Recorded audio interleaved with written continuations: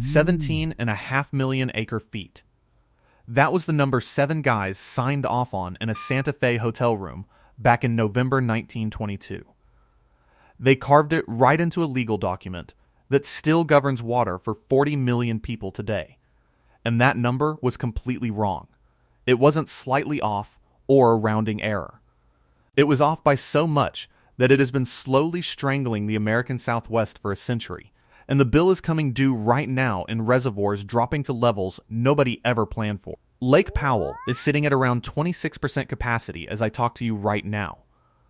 The Bureau of Reclamation projects that Glen Canyon Dam could hit dead power pool by December 2026. That would be a first in the 63 years since we started filling that reservoir. 8 massive turbines that have been humming for 6 decades could actually go dark. When you trace this mess back, past the recent drought and the scorching heat, you end up right back in that hotel room. You land on a handful of measurements taken during the wettest stretch of years the river had seen in centuries. It was a promise the river was never actually going to keep. The Colorado River doesn't really look like a giant when it starts out. It begins as thin ribbons of cold snowmelt high in the Rocky Mountains, trickling out of the Never Summer Range in northern Colorado. But by the time it reaches the desert, it has carved the Grand Canyon a mile deep. It did that over 5 or 6 million years, just through patient sandstone grinding. For most of human history, nobody tried to own it.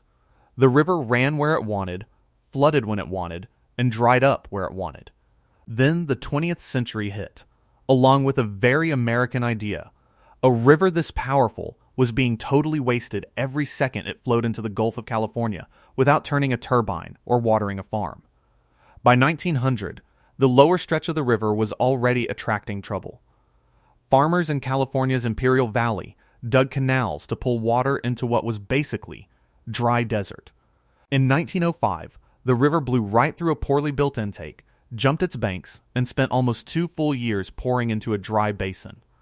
That mistake created the Salton Sea, a whole inland sea born entirely from an engineering blunder. If you needed proof that this river will humiliate anyone who disrespects it, there it was, sitting under the California sun. California's rapid growth freaked out the other states along the river. Water law out west works on a concept called prior appropriation, which basically means first in time, first in right. Whoever puts the water to work first gets to keep taking it forever, ahead of everyone else. California was growing fast. Los Angeles was blowing up, and the Imperial Valley was turning into a farming powerhouse. Mountain states like Wyoming, Colorado, Utah, and New Mexico looked downstream and panicked. They saw a future where California legally claimed the entire river before they ever got a chance to use their fair share. So, they decided to divide the river before California could grab it all. And that decision, made in that room during that 1 week, is where the whole disaster started. 7 states sent representatives to negotiate. The federal government sent Herbert Hoover, who was Secretary of Commerce at the time, long before his presidency and the crash that defined his reputation. Hoover ran the commission. Talks bounced around and eventually landed at the Bishop's Lodge, a nice resort just north of Santa Fe. It was crisp November air, adobe walls, and 7 men trying to slice up a river they didn't really understand. Their first idea was clean on paper, but impossible to pull off. They tried to give each state an exact amount of water, but everyone got greedy and defensive. Every state wanted more and was terrified of getting less. The whole thing almost fell apart. Then someone suggested a workaround that saved the deal and doomed the river. Instead of splitting the water 7 ways, they split it into 2 big chunks. They drew a line at Lee Ferry in northern Arizona, right below where the Paria River meets the Colorado. Everything above became the Upper Basin, meaning Colorado, Wyoming, Utah, and New Mexico. Everything below became the Lower Basin, which was Arizona, Nevada, and California. They decided to give each basin half and let the individual states figure out their own internal fights later. It sounded easy enough, but that is exactly where the math fell apart. To split a river in half, you need to know how much water is actually in it. You need a baseline number. The number they grabbed came from flow records that had only been kept consistently since about 1900. That was roughly 20 years of data. That was it. They used 2 decades of records for a river that had been running for millions of years. And here's the catch. Those specific 2 decades happened to be one of the wettest periods in the entire recorded history of the Colorado River. It wasn't normal at all. The numbers they looked at showed the river flowing at around 17 to 18 million acre-feet a year past Lee Ferry. So they wrote the entire compact assuming the river naturally delivered at least 17.5 million acre-feet every single year. They gave 7. 5 million to the Upper Basin, 7.5 million to the Lower Basin, and figured the rest would easily cover Mexico's share at the border. They promised 15 million to the states, and assumed they had plenty to spare. Now look at the real numbers. When scientists later checked tree rings from ancient trees across the basin, reading the thick and thin growth lines going back over 1,000 years, they found the real baseline. The long-term average flow of the Colorado is actually closer to 14 or 15 million acre-feet a year. In fact, some ancient dry spells were way worse than that, with stretches that make today's conditions look mild. If you do the basic math that those 7 men couldn't do in 1922, it's pretty glaring. They promised roughly 15 to 16. 5 million acre-feet to the states and Mexico, but the river only carries about 14 to 15 million on average. They wrote checks the river simply cannot cash, year after year. That difference between what was promised and what actually exists is what water managers call the structural deficit, which is just a polite way of saying we legally gave away more water than exists. I want to be fair here, because it's easy to look back 100 years later and call these guys clueless. They weren't. They used the only data available, but nature set a trap by being unusually generous during the exact window they were measuring. The problem is, good intentions don't fill a reservoir. The river doesn't care about what people meant to do. It only carries the water it carries. They signed the compact on November 24, 1922. 6 states ratified it quickly. Arizona actually held out for 22 years because they were furious over how Lower Basin water was split with California, finally signing in 1944. But the basic framework held, and over the next few decades, the U.S. built some of the most intense water engineering on Earth right on top of it. Hoover Dam was finished in 1935, plugging Black Canyon to create Lake Mead. Then, in the 1960s, Glen Canyon Dam went up, drowning a canyon that many considered as beautiful as the Grand Canyon, to create Lake Powell. These 2 reservoirs were built as the savings accounts for the river. Wet years filled them up, dry years drew them down. The goal was to buffer the river's mood swings, so promised deliveries were always met. For a long time, it actually worked. That was the trap. It worked long enough for millions of people to build their lives around it. Phoenix grew into a massive desert metropolis. Las Vegas popped up out of nowhere with bright neon drinking from Lake Mead. Los Angeles and San Diego piped the water hundreds of miles to their taps.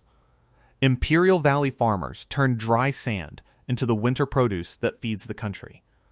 Around 40 million people and millions of acres of farmland came to rely on a river that was over-allocated from day one.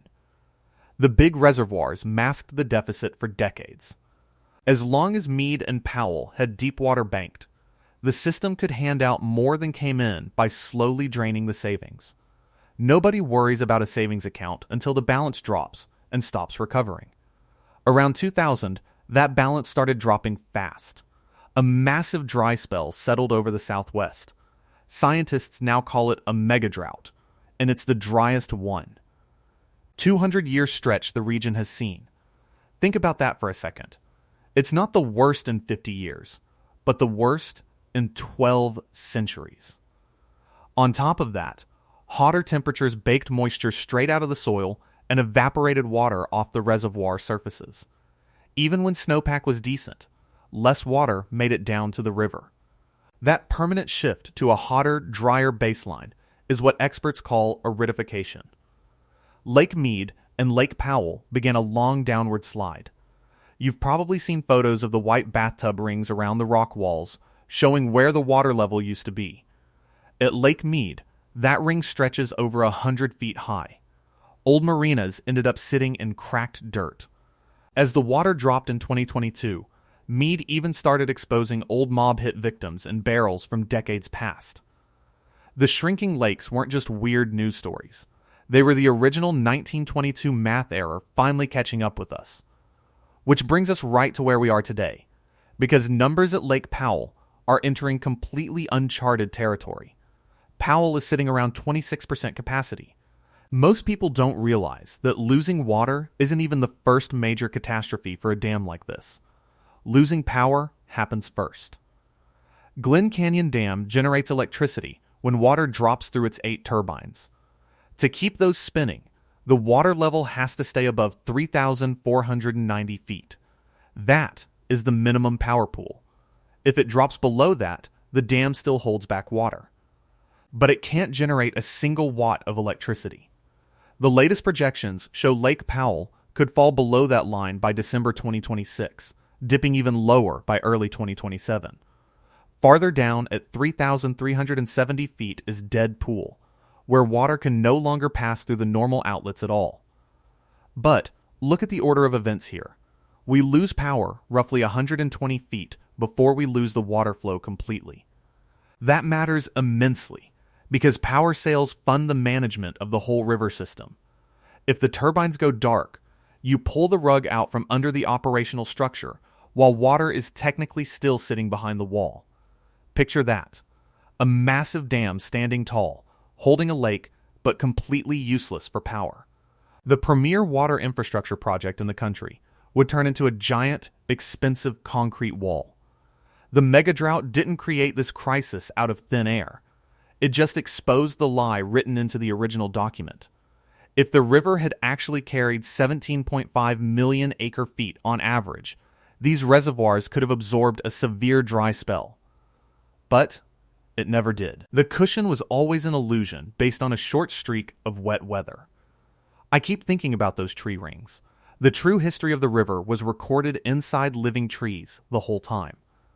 Ancient pion pines and Douglas firs across the basin were quietly documenting the real story, including both the wet decades and the severe dry spells. But nobody in 1922 knew how to read tree rings for streamflow data yet. The men in Santa Fe took 20 wet years at face value and built an empire on a lucky streak, while the trees standing in the mountains around them held the actual truth. To make matters worse, the 1922 setup had another structural flaw. The Lower Basin states have their own hidden drain. Between California, Arizona, Nevada, evaporation losses, and water guaranteed to Mexico, the Lower Basin naturally consumes and loses more than its assigned 7 to 5 million acre-feet. That extra drain eats away at Lake Mead year after year, putting roughly 1 million acre-feet down the drain regardless of weather. The accounting was broken for the Lower Basin right out of the gate. For decades, the states pointed fingers instead of fixing it. The Upper Basin blamed Lower Basin overuse. The Lower Basin pointed at Upper Basin development. California and Arizona have been fighting over this water forever.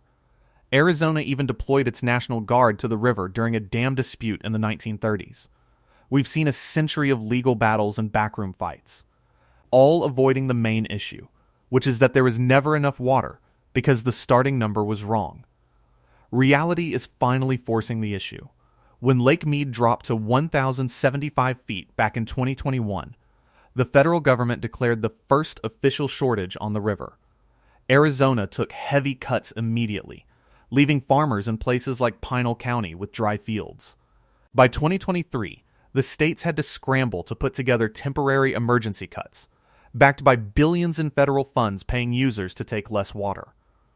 A lucky wet winter gave everyone a brief breather. Then came 2026, and that temporary gain evaporated with an inflow year running at roughly a third of the historic average. Now we're right back to staring at projections of Powell going dark. The current set of rules for sharing river shortages expires at the end of 2026.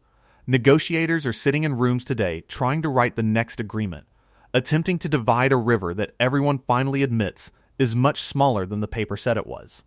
And this time, nobody can count on a wet streak saving them.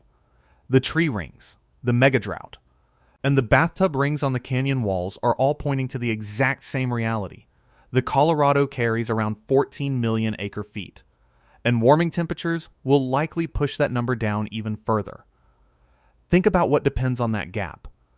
Phoenix, Tucson, Las Vegas, and millions of people living in the desert rely on it. So do the winter crops growing in the Southwest that end up in grocery stores across the country, alongside the hydropower powering homes across several states. There are also 22 Native American tribes whose rights were largely ignored in 1922, still fighting for their fair share. Everyone downstream of that 1922 hotel room is living with the fallout of a mistake made over a century ago. I don't think there's a villain here. Herbert Hoover and those state negotiators were just trying to bring order to a chaotic situation and protect their states.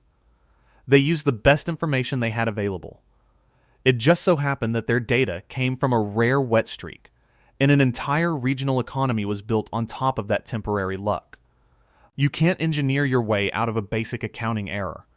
You can't pour enough concrete to store water that simply doesn't fall from the sky. Reservoirs are just buffers, and a buffer only works when long-term input equals output. For 100 years, we drew more on paper than the mountains ever supplied. So next time you see a picture of a stranded boat sitting in the mud at Lake Powell, or hear that Glen Canyon Dam might stop generating power, don't just write it off as bad weather. Look deeper. Underneath it all is a piece of paper from 1922 with a number that was simply too big, written during a fluke, and relied on for a century. The river is finally forcing us to do the real math.